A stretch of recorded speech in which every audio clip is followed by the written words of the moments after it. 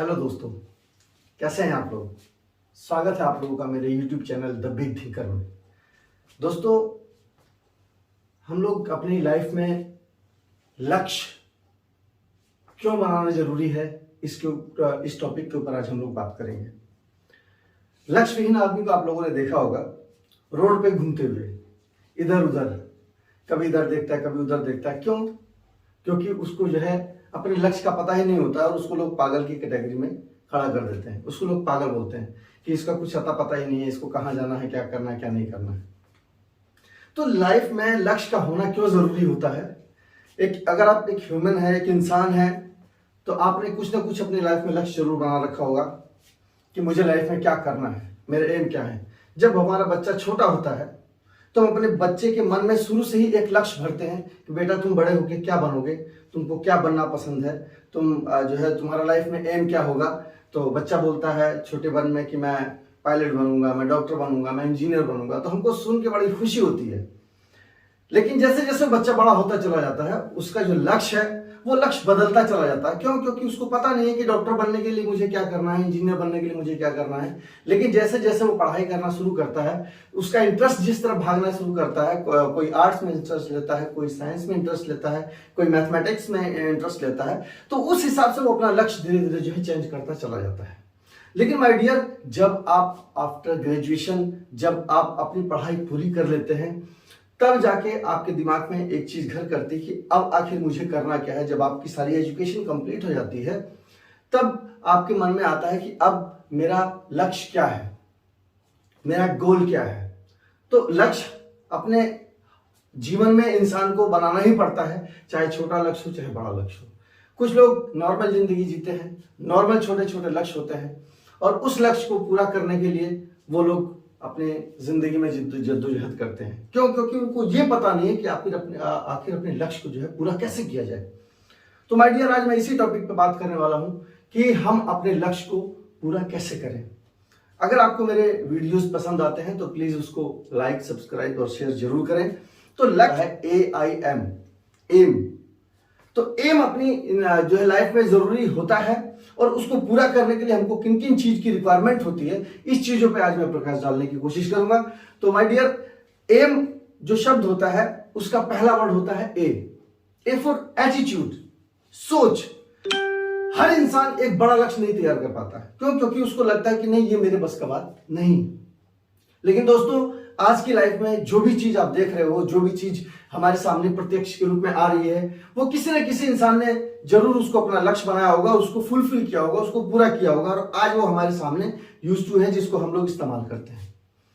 तो जब तक आप अपनी सोच में कोई लक्ष्य तैयार ही नहीं करेंगे तो आप उसको अचीव कैसे कर पाएंगे। तो सोचना बहुत जरूरी होता है।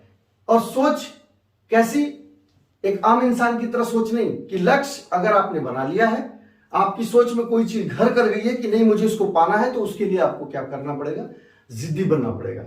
उसके लिए आपको अपने अंदर जुनून को पालना पड़ेगा। क्योंकि सोच आपकी ऐसी है कि आपकी सोच में ही सब कुछ छुपा हुआ है। इसी सोच में एक इंसान अपने आप को क्रिकेटर बना लिया, इसी सोच ने एक इंसान ने जो है महानायक बना दिया, इसी सोच ने एक इंसान को जो है मिसाइल मैन बना दिया। तो सब कुछ हमारी सोच पे डिपेंड करता है। हमको सोचना बहुत जरूरी है कि आखिर हमको लाइफ में करना क्या है, हमारी लाइफ का गोल क्या है। और जब आप सोच लेते हैं कि नहीं, हमने एक जो है तैयार कर लिया है अपना रूपरेखा कि नहीं मुझे इस लक्ष्य तक जाना है, मुझे अपनी लाइफ में ये चीज को अचीव करना है, तो माय डियर, उसके लिए सबसे पहले उसका जो दूसरा जो है वर्ड आता है वो होता है आई फॉर मैं। मुझे करना है। उस समय आपके अंदर वो वी वाली फीलिंग्स को हटा देना होगा, क्योंकि हम नहीं करेंगे। आपने अपने लक्ष्य को तैयार किया है, आपने अपनी सोच में अपना लक्ष्य डाला है, तो पूरा भी आप ही को करना होगा, किसी और को नहीं करना होगा। तो सबसे पहले आपको अपने अंदर आई वाली फीलिंग्स को लाना होगा कि मैं ही करूंगा, मुझे ही करना है, कैसे नहीं होगा। अक्सर लोग यही सोचते हैं कि लक्ष्य को हासिल करने के लिए हम लोग 4 लोगों का साथ ले लें तो हम उस लक्ष्य को अचीव कर लेंगे। तो माय डियर, वो लक्ष्य आपका नहीं रह गया। अगर आप उसमें सक्सेस भी हो जाते हैं तो खाली आपका नाम कभी नहीं आ सकता। उसमें कहीं ना कहीं आप जो है एक समूह को लेकर चल रहे हैं, और जब आपकी जो है पूरा समूह सक्सेस होता है तब आप सक्सेस होते हैं। लेकिन जब आप अपना खुद का कोई गोल, कोई लक्ष्य बनाते हैं, तो उसमें आप अपने आप जिम्मेदार खुद होते हैं। अगर आप सक्सेस जुटते हैं तो आपकी जो सक्सेस कहलाएगी, और अगर आप फ्लॉप होते हैं या असफल होते हैं तो आपकी असफलता कहलाएगी। तो सबसे पहले आपको अपने ऊपर जो है सोचना होगा कि नहीं, मैंने अगर लक्ष्य को तैयार किया तो मुझे किसी दूसरे का सहारा नहीं लेना है। उसमें तीसरा जो वर्ड आता है M फॉर मोटिवेशन।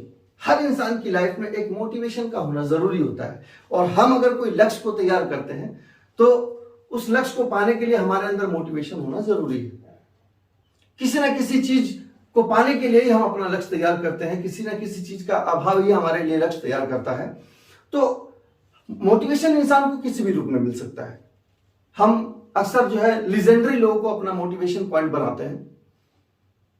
हमारे घर में ही हमारे लीजेंडरी लोग बचे हुए हैं। हम अपने फादर को, अपने मदर को, अपने अंकल को, चाचा को, अपने समाज में ही हम कुछ लोगों को ऐसा देखते हैं जो अपनी लाइफ में सक्सेस है। उन्होंने एक अच्छे अचीवमेंट को प्राप्त किया हुआ है और उनके पास उनके जीवन की सारी सुख सुविधाएं हैं। उनको भी हम अपना मोटिवेशन बना सकते हैं। उनको भी हमने बचपन से देखा है कि वो कल को क्या थे और आज क्या है। उनका लिविंग स्टेटस, उनका रहने सहने का तरीका, उनको जो है वो मिडिल क्लास से जो है अपर क्लास में अपने आप को जो प्रमोट कर चुके हैं। तो ये कैसे हुआ, आपको ये सोचना है और आपको ये ध्यान में रखना है कि आपको उनसे मोटिवेशन लेना है, उनकी ऐसी चीजों से जिसको उन्होंने फॉलो करके वो वहां तक पहुंचे हुए हैं।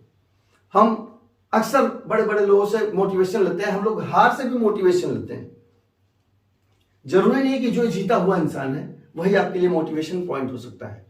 जो इंसान अपनी लाइफ में हार भी रहा है वो भी आपके लिए मोटिवेशन पॉइंट का काम कर सकता है, अगर आप उसको पॉजिटिव वे में लेते हैं तो। अक्सर हम लोग जो है उदाहरण दिया जाता है हम लोगों को कि पृथ्वीराज चौहान और मोहम्मद गोरी दोनों के बीच 17 बार युद्ध हुआ और 16 बार जिसमें मोहम्मद गोरी हारा। तो वह हारा किसकी वजह से? अपनी कमियों की वजह से, उसकी प्रिपरेशन की वजह से, उसकी तैयारी पूरी नहीं थी, इसीलिए वो हारा। लेकिन दोस्तों जब वो 16वीं बार जब वो उसने अपने जो है युद्ध में जो है हार को प्राप्त किया तो वो अपनी जान बचाने के लिए जाके गुफा में छुप गया, और गुफा में छुपने के बाद रात भर वो जागता रहा, और रात भर जाग के उसने खाली एक ही चीज देखा कि एक चींटी अपने से जो है 10 गुना ज्यादा वजन को लेके वो जो है चढ़ाई चढ़ रही है, और उसका घर जो है थोड़ा सा ऊंचाई पे है, तो उस चढ़ाई को चढ़ रही है और वो उस सामान को उस अपने घर में ले जाने की कोशिश कर रही है। एक बार गिर रही है, फिर दोबारा उठा रही है, दोबारा जो है गिर रही है, फिर दोबारा उठा रही है। मीन्स मोहम्मद गोरी रात भर वो इस घटना को देखता रहा, और देखते देखते देखते उसने देखा कि वो चींटी कितनी बार, न जाने कितनी बार वो फ्लॉप हुई होगी, लेकिन उसने हार नहीं मानी, और एट द लास्ट उसने उस जो है वजन को अपने घर में ले आके ही छोड़ा। और इस छोटी सी चीज को देख के मोहम्मद गोरी के अंदर एक मोटिवेशन जगा कि नहीं, मैंने अपनी पूरी ताकत का इस्तेमाल नहीं किया है। उसके बाद मोहम्मद गोरी ने अपनी पूरी ताकत का इस्तेमाल किया, पूरी तैयारी की, उसके बाद जाके उसने पृथ्वीराज चौहान के ऊपर आक्रमण किया और वो 17वीं बार जाके जो है जीता।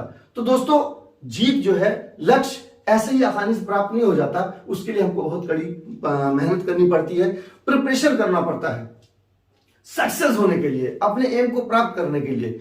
दोस्तों आप देखते होंगे कि जिस इंसान के पास कमी है वही इंसान कुछ अलग करने की कोशिश करता है, कुछ ज्यादा पाने की कोशिश करता है। लेकिन कुछ लोग ऐसे भी हैं जिन्होंने अपनी लाइफ की सुख सुविधाओं को त्याग दिया, और आज हम उनको भगवान का दर्जा देते हैं।